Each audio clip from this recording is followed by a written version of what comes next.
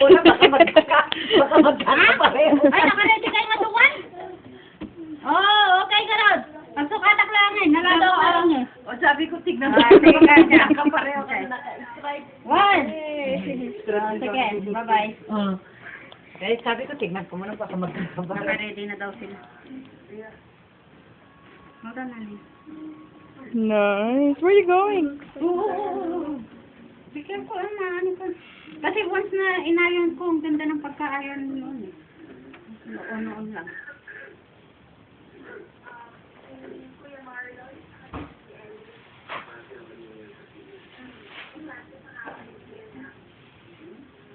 You ready to sing your graduation song, Michaela?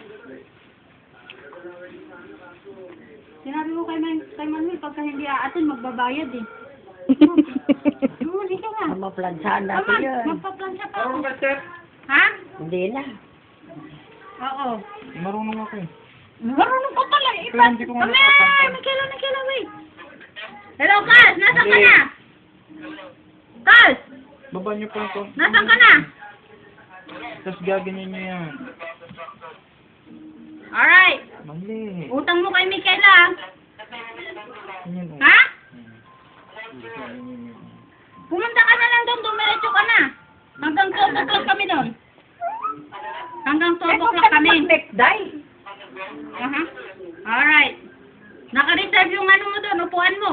Bakit daw? Kasi may bayad na $50 pagka hindi na upuan. Ha? Huwag ko na i-save. Eh, nailagay ko na yung pangalan mo doon eh. Oo, nailagay ko na $50 doon. Sabi ng teacher ni Michaela, matapang yun eh. Oo, sige ka ron. $50 huwag mong kalimutan. Okay, bye. Sabi na lang yan. Nagkautang pa ako. Si Stephanie, alam niyo mo. Ano mga step? Kailangan ko pero ilagay sa akin. Maglagay ka kasi masyado kang itim. Sige na, ready ka na. Bye-bye. You're going back to Philippines na.